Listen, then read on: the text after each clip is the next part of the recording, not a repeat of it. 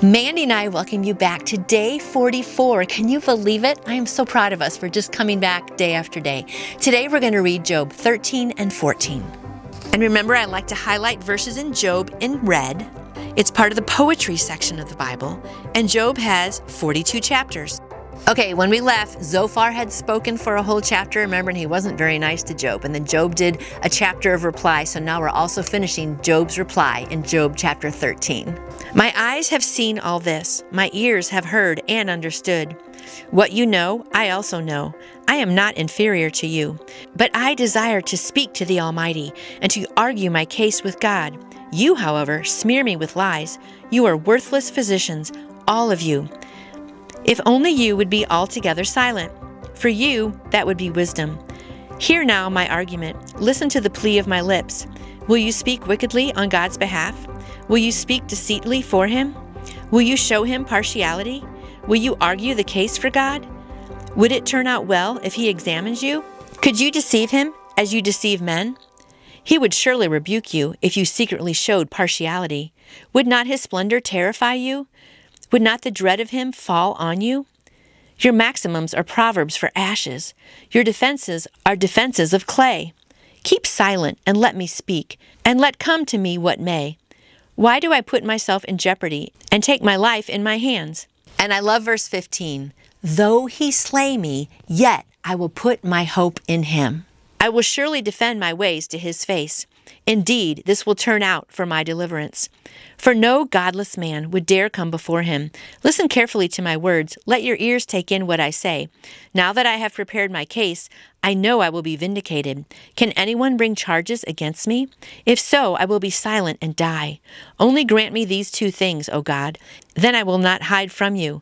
Withdraw your hand far from me, and stop frightening me with your terrors. Then summon me, and I will answer. Or let me speak, and you reply. How many wrongs and sins have I committed? Show me my offenses and my sin. Why do you hide your face and consider me your enemy? Will you torment a windblown leaf? Will you chase after dry chaff? For you write down bitter things against me, and make me inherit the sins of my youth. You fasten my feet in shackles. You keep close watch on all my paths, by putting marks on the soles of my feet. So man wastes away like something rotten, like a garment eaten by moss.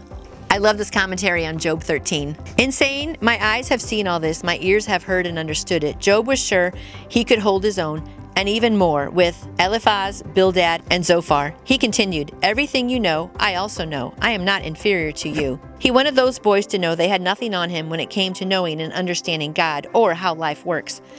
Thus he could see that his friends used lies like plaster. They were just whitewashing over the facts with false assumptions about what a terrible sinner he was. They were worthless healers who had no real prescriptions to offer him that would ease his pain. Their memorable sayings were no better than ashes. In verse 15, we come to Job's famous declaration, even if God kills me, I will hope in him. Other than Jesus himself, Job is the classic biblical example of someone who endured the devil's assaults and yet remained faithful to God. Satan took everything Job had, but Job refused to curse God or abandon his faith. This is the kind of resolute faith we need, a faith that perseveres. The only way to lay claim to such a faith is to take advantage of what God provides, to put on the full armor of God. See Ephesians 6:13-18. Job chapter 14. Man born of woman is of few days and full of trouble. He springs up like a flower and withers away. Like a fleeting shadow, he does not endure. Do you fix your eye on such a one? Will you bring him before you for judgment? Who can bring what is pure from the impure? No one. Man's days are determined. You have decreed the number of his months, and have set limits he cannot exceed. So look away from him and let him alone, till he has put in his time like a hired man. At least there is hope for a tree. If it is cut down, it will sprout again, and its new shoots will not fail. Its roots may grow old in the ground, and its stump die in the soil. Yet at the scent of water it will bud and put forth shoots like a plant. But man dies and is laid low.